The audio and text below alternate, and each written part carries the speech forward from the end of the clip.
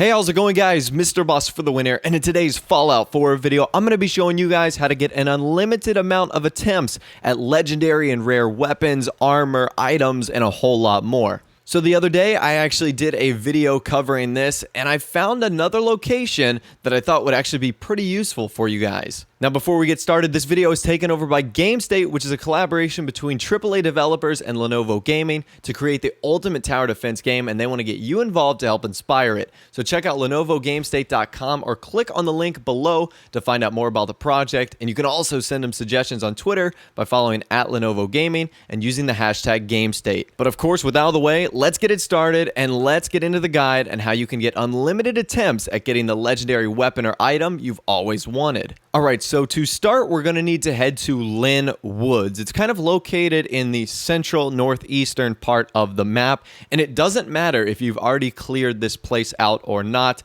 As long as you just haven't gone there recently, you'll be okay. So look for Lynn Woods. There isn't a whole lot going on here. There's a bunch of raiders and tents, but when you get there, you should notice some either watchtower or abandoned lighthouse structure. That's where we're going to need to head. Basically, all you have to do is make your way up to the top, and at the top you'll notice that there is some sort of siren or signal with a circuit breaker. Now, before you do anything, this is where you want to quick save, because this is where we're going to be loading over and over and over again. Now, you'll notice when you flip this circuit breaker that the siren will actually go off, the raiders will be alerted, and 2 death claws will spawn.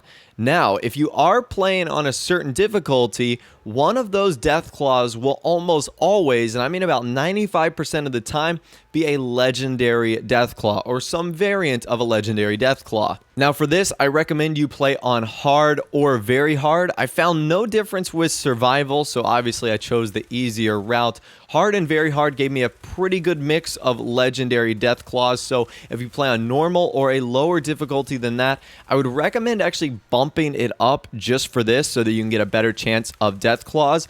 And I know what you're saying, oh man, I have to fight, legendary death claws on very hard. Well, actually, if you stay up at the top of this lighthouse or whatever this structure is, the death claw is actually going to focus its attention on the raiders on the ground first. And they'll actually take out the majority of the Deathclaw's health, and all you really have to do is just pick them off. And I actually found out that really only one of the Deathclaws that spawn will attack you. I noticed the other one that kind of spawned over to the left, it'll just kind of run away. And again, the only thing we're doing here is looking for legendary loot. We're not worrying about chasing after that other Deathclaw and killing it. As soon as you kill that legendary Deathclaw and you get its loot, if you're happy or satisfied, great, you can move on. Or if you're not, you can just reload the save. So you don't really have to worry about what that other Deathclaw is doing. And that ultimately made this a lot easier. So the fact that only one Deathclaw attacks, and the fact that there's a raider on the ground or a raider settlement that are willing to do